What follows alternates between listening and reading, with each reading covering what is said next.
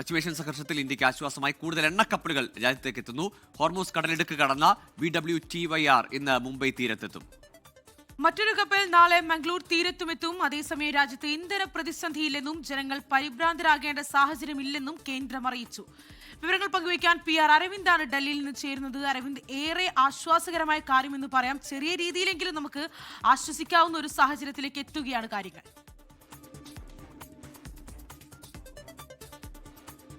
സ്മൃതി, ഇന്ത്യക്ക് ആശ്വാസം നൽകുന്ന വാർത്തകൾ തന്നെയാണ് പുറത്തു വരുന്നത്. കഴിഞ്ഞ 2 ദിവസങ്ങൾക്ക് മുമ്പാണ് BW ടയർ അതുപോലെ തന്നെ BWL എന്ന 2 LPG ടാങ്കറുകൾ ഹോർമൂസ് കടലിടുക്ക് കടന്നത്. ആ 2 കപ്പലുകളിൽ ഒരെണ്ണം ഇന്ന് മുംബൈ തീരത്തെത്തും. അതോടൊപ്പം തന്നെ BWL എന്ന LPG ടാങ്കർ നാളെ മംഗളൂരു തീരത്തെത്തുമെന്നതാണ് കേന്ദ്ര സർക്കാർ അറിയിച്ചിരിക്കുന്നത്. 94,000 ടൺ LPG ആണ് ഈ 2 കപ്പലുകളിലുമായിട്ട് ഉള്ളത്. അതുകൊണ്ട് തന്നെ ഇന്ത്യയെ സംബന്ധിച്ചിടത്തോളം ഇപ്പോൾ ഉണ്ടായിരിക്കുന്ന പാചകവാതക പ്രതിസന്ധി അത് മറികടക്കാൻ ഇത് സഹായിക്കുമെന്ന് തന്നെയാണ് വ്യക്തമാക്കിയിരിക്കുന്നത്. അതേസമയം രാജ്യത്ത് ഇന്ധന പ്രതിസന്ധി ഇല്ലെന്നും പരിഭ്രാന്തരാകേണ്ട സാഹചര്യം നിലനിൽക്കുന്നില്ല എന്ന് തന്നെയാണ് കേന്ദ്ര സർക്കാർ വ്യക്തമാക്കുന്നത്. ഇനി 18ഓളം ഇന്ത്യൻ പതാകയേന്തിയ ടാങ്കറുകളാണ് ഈ ഹോർമൂസ് കടലിടുക്ക് കടക്കാനുള്ളത്. ഈ കപ്പലുകൾക്ക് ഉടൻ അനുമതി ലഭിക്കുമെന്നും കേന്ദ്ര സർക്കാർ വൃത്തങ്ങൾ അറിയിച്ചിട്ടുണ്ട്. ഇതുമായി ബന്ധപ്പെട്ട ചർച്ചകൾ ഇറാൻ അധികൃതരുമായി ബന്ധപ്പെട്ട് നടക്കുന്നുണ്ട്. എത്രയും പെട്ടെന്ന് തന്നെ ബാക്കി കപ്പലുകൾ കൂടി ഇന്ത്യയിലേക്ക് എത്തിക്കാനുള്ള നടപടികൾ ആരംഭിച്ചുവെന്നും കേന്ദ്ര സർക്കാർ വ്യക്തമാക്കിയിട്ടുണ്ട്. എന്തായാലും വലിയ രീതിയിലുള്ള നടപടികൾ വിവിധ സംസ്ഥാനങ്ങൾ കേന്ദ്രീകരിച്ച് കേന്ദ്ര സർക്കാർ നടത്തുന്നുണ്ട്. കാരണം LPGയിൽ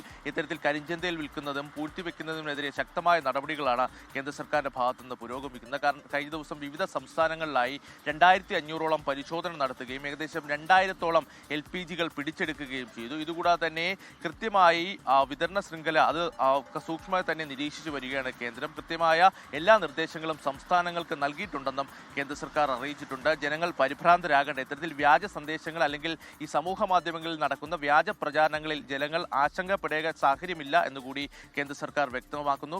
ഇന്ത്യ കൃത്യമായി തന്നെ ഈ പ്രതിസന്ധി അത് പ്രതിരോധിച്ച് മുന്നോട്ട് പോകുന്നുവെന്നും കേന്ദ്ര സർക്കാർ അറിയിച്ചിട്ടുണ്ട്. എന്തായാലും 2 കപ്പലുകൾ, അതിൽ ഒരെണ്ണം ഇന്ന് മുംബൈ തീരത്തെത്തും. ശ്രീനിധി ഗോകുൽ.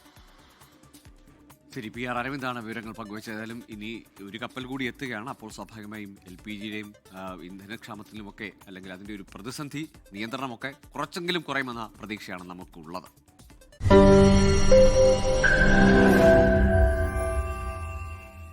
ലോകത്തെവിടെയായാലും ഏത് സമയത്തും 24 വാർത്തകളും ഓഗ്മെന്റഡ് റിയാലിറ്റി പാക്കേജുകളും എക്സ്പ്ലെയിനറുകളും വിശദമായി കാണാൻ ഞങ്ങളുടെ YouTube ചാനൽ നിങ്ങൾക്ക് സബ്സ്ക്രൈബ് ചെയ്യാം.